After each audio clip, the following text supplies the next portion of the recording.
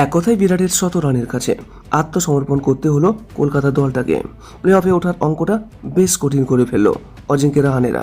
টানা ৪ ম্যাচ জিতে কলকাতা দলের আত্মবিশ্বাস এবং প্লে অফে খেলার স্বপ্নটা অনেকটা এগিয়ে চলছিল। কিন্তু আজ কলকাতাকে যুদ্ধ করতে হয়েছে বিরাটের বেঙ্গালুরুর বিরুদ্ধে। বিরাট কোহলি এমনিতে পরপর ২ ম্যাচে ০ রানে আউট হয়েছিলেন, তাই বিরাটের মধ্যে খিদা যে বাড়বে তা আমরা জানতাম। তিনি একটা বড় ম্যাচ খেলবেন এটা প্রায় নিশ্চিত ছিল। বৃষ্টিবিঘ্নিত ম্যাচে প্রথম ব্যাট করতে নামলো রানের কলকাতা দল, আর ৩টি উইকেট হারিয়ে ২০ ওভার শেষে ১৯২ রান করে। কলকাতার হয়ে সবচেয়ে ভালো খেলেছেন মিস্টার রঘুবংশী। তিনি ৭১ রান করেন এবং রিঙ্কু সিংহ ৪৯ রান করেন। কিন্তু কেকেআর দলের মনে হয় ২০ থেকে ৩০ রান কম হয়েছে, কারণ আমরা দেখলাম উইকেট থাকা সত্ত্বেও লাস্ট ৫ ওভারে কলকাতা বড় বড় শট খেলতে ব্যর্থ হয়েছে, যা আশানুরূপ খেলাটা হয়নি।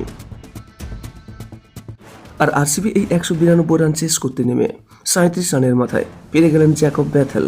কিন্তু তাতে কোনো ক্ষতি হয়নি বিরাটদের, কারণ চেস মাস্টার বিরাট কোহলি যেখানে থাকবেন সেখানে রান যাই হোক জিত হবে বিরাটদের, কারণ সেই অভিজ্ঞতা তিনি অর্জন করেছেন। হ্যাঁ, আজও বিরাট কোহলি প্রথম থেকে শেষ পর্যন্ত মাঠে থাকলেন, নিজে সেঞ্চুরি মারলেন, শেষ ২ ম্যাচে ০ রানে আউটের প্রশংসা কুড়ালেন এবং ম্যাচ জিতিয়ে মাঠ ছাড়লেন এবং শেষে ম্যান অফ দ্য ম্যাচের পুরস্কারটাও আনতে গেলেন।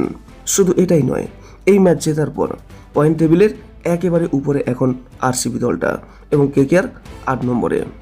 আর ভিডিওটি আপনার কেমন লাগলো অবশ্যই কমেন্ট করে জানাবেন এবং নিয়মিত এরকম আপডেট পেতে আমাদের এই চ্যানেলটিকে অবশ্যই সাবস্ক্রাইব করে রাখুন। সর্বদা সুস্থ থাকুন, ভালো থাকুন, নমস্কার।